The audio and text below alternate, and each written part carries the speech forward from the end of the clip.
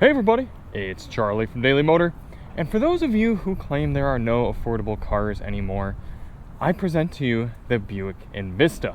This one you're looking at right here, just a hair under $30,000 after destination, before tax, title, and fees, and it is striking, and it provides just about everything somebody wants in a new car, or rather I should say everything somebody needs in a new car to justify a new car purchase. Because let's be honest, if you're talking fiscal responsibility, you shouldn't be buying a new car at all. You should be buying something like a CPO Honda CR-V and then keep that for the next 15 years. But if you want to treat yourself a little bit, maybe you've got some family discounts, or you just want a new car warranty, or you want to be, you're going to be a little fancy, you're going to want to get something for your money. And this one is giving you things like heated seats, heated steering wheel, and a leather steering wheel, and a nice interior, and some striking styling, all for a pretty reasonable price. So I've been spending the last week with the Envista, and I'm going to tell you my 10 pros and cons after living with this car. And the first con comes with the styling, actually, but it's not the looks, it's the functionality of this rear slope, because this is not a large car. And overall, that's okay. It's for somebody, maybe a single person, maybe just two people, not carrying a whole lot of stuff. But it is still a hatchback at the end of the day. It's a hatchback crossover. And it could be that much more useful if this hatchback weren't so sloped off. It's something like the Mazda 3, where you're giving up so much usability for the sake of styling, where this whole cargo area really is quite deep. So think about how far back it would go if the roof didn't end right there. We do have a spare tire. That's nice. And this does go pretty deep. So again, you can power this down, something that a lot of people are going to appreciate with this ST model, but it would be so much more of a usable vehicle without having any larger of a footprint, and and it would actually increase the visibility in the car if this weren't so sloped down. Why isn't this closing now? Next con, coming on into the driver's area here, comes from the interior packaging. It's an attractive interior. You've got this nice fake leather material with some blue cross stitching, even up onto the dashboard. Got coverings there. It looks good, but not particularly functional. You have this large area taken up by two cup holders that are not particularly large, a big shifter which takes up a moderate amount of space there, some small storage here, deep but fairly small center console, and then a wireless device charger in there that essentially takes up this entire storage area. No places to put sunglasses despite not having a sunroof, and then some moderately sized door pockets. So once you start to fill this cabin with stuff, you get a drink going, you get some snacks, you get some of the things that you own regularly in the center console. It starts becoming pretty packed up in here, and it would be nice if they packaged things maybe a little bit more creatively, added a few cargo areas and cubbies in order to make this a little bit more of a functional car. I mean, it's only front-wheel drive too, so why don't we have any storage under here or drop this down or something? I would appreciate that extra functionality. Next con, I'm going to start it up,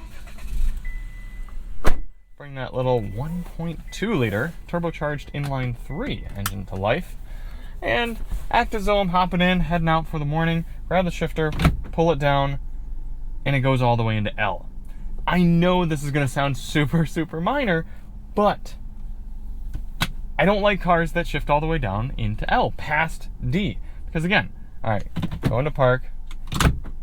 Now, if you release your finger off the rear trigger as you're shifting, then it doesn't go into L. But if you grab the rear trigger, which you need to get it out of the park, and just pull it down, it goes all the way into L.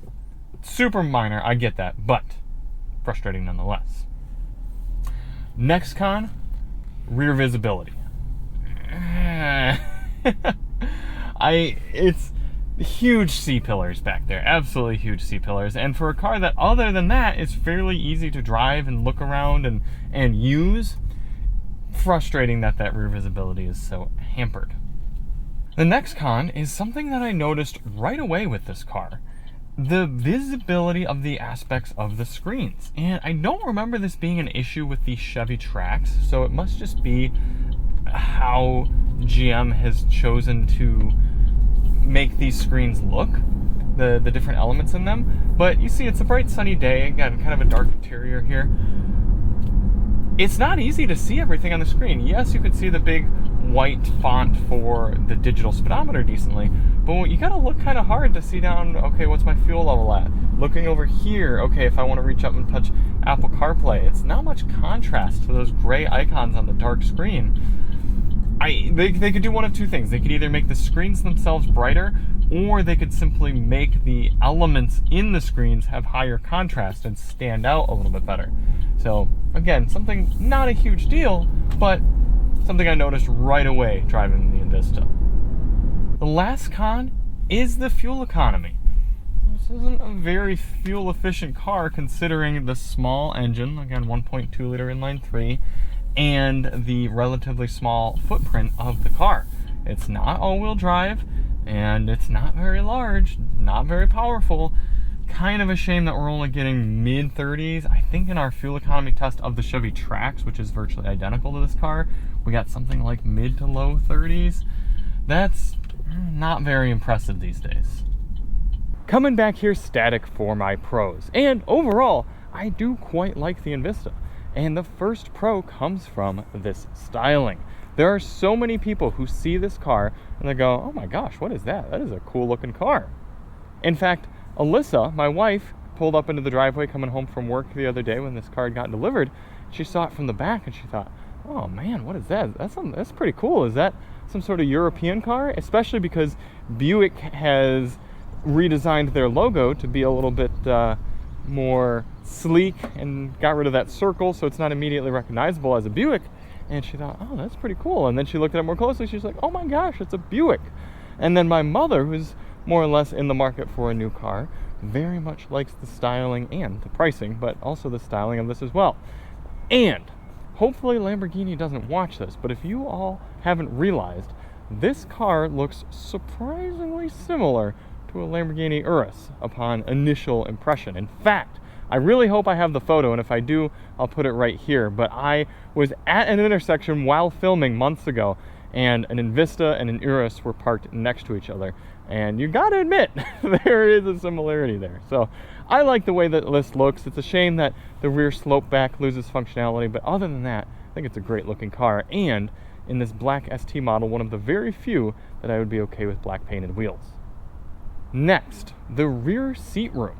Despite being I think essentially a subcompact crossover, a pretty darn small car, it actually has a good amount of packaging space in here. So I get in, I am 5'10", and I know it's gonna be a little tough to see in here because it's a dark interior, sunny day, no sunroof, but at 5'10", I have oodles of knee room and surprisingly enough headroom. I'd have even more if this weren't sloped, but good amount of headroom, nice seat recline.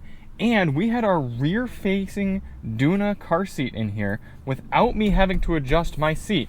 It fit right here on the left side. So I think they really did a great job with the rear packaging. It would be nice to have some air vents in here just because this is such a functional rear. If this were even tighter, if this were something like a Mazda CX-30 and the back were really tight, okay, I see not having air vents. But yeah, no, I like how they did the rear seat. Next pro is the price, and not only just the price, not only the fact that you can get into one of these starting around $26,000, but the fact that for about $29,000 here, the features you're getting are really competitive. Like I said, the heated seats, heated steering wheel, active lane keeping, adaptive cruise control, leather steering wheel, fake leather seats, power rear liftgate, wireless Apple CarPlay and Android Auto. You got to consider, yes, I know some people are going to say, oh, $30,000, that's not very affordable. But when adjusted for inflation, if you compare the price of this Envista to what would be considered an affordable car, something like a $15,000 car back in the early 2000s, you're getting so much more from a safety and a functionality and a feature standpoint. And I'll go as far as to say luxuries standpoint from a car like this. So hey, I would rather spend $29,000 on this and get just about every feature that I want to have in a new car than spend less and not get as much. Next pro, the ease of use. Between the door handles that just have a nice solid button to click and open and lock and unlock with the proxy key, to the big center shifter, which yes, I know I complained about the fact that it shifts into L, but other than that, it's an easy to use shifter, an easy to use steering wheel that's got real physical buttons and is It's thin and easy to grab. Physical controls for the climate and for my volume. It's a straightforward, easy to work and use car. Even the infotainment is fairly simple, straightforward. I appreciate that more and more these days in cars that are getting more tech heavy and more difficult to use. In fact, another car from this brand, our personal Chevy Equinox EV, has frustrations with how to use it that are not present in this very simple and straightforward Envista. Getting up to highway speed here, turning down our AC fan. You hear that this is actually a pretty quiet car for the price. Now, Buick actually puts active noise canceling in this car, so it's listening in using microphones and then playing canceling frequencies through the speakers to actually reduce some of that low road noise drone from the car. And again, when we're talking more of an entry-level subcompact compact crossover like this, it's pretty quiet. I've been impressed driving around. It doesn't have dual pane glass, but it's pretty quiet in here. Let's get back up to speed here. Maybe some of this concrete. Maybe some of this highway will be concrete.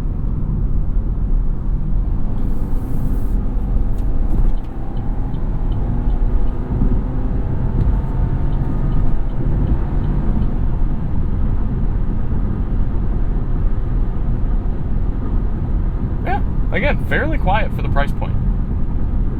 Wrapping up my thoughts on the Buick Envista.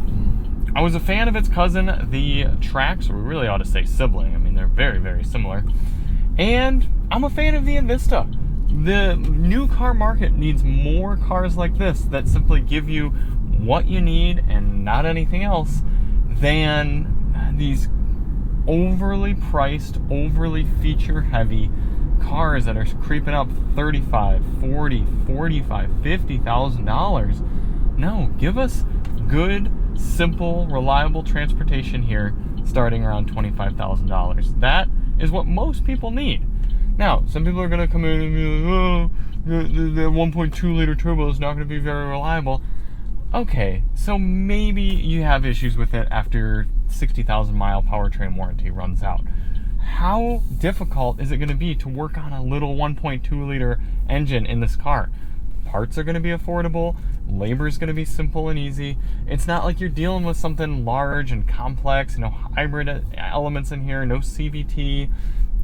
Yes, you could have the argument that something like a big understressed 2-liter engine that makes similar power might be more reliable. But I think it's going to be fine. I'm pretty sure it's going to be fine. Keep them on your oil changes. Rev it out a little bit, make sure we don't get carbon buildup. I'd have to see if this is a direct injection motor, but hey, it's still going to be more reliable than some of those cheap Econo boxes from GM from the 90s and 2000s that everybody wishes we could get back to, something like a Geo Metro. This is it. This is the modern equivalent, and this is getting you a whole lot more car for that price. So before we wrap up, we need to put the Envista on the Daily Motor Leaderboard. Current leaders on the DM leaderboard: Ford F-150, Hyundai Santa Fe, and Jeep Gladiator. All cars that are much, much more expensive than this. Then we got Armada, Mazda 3, Ford Maverick, Civic Si, Ranger Raptor.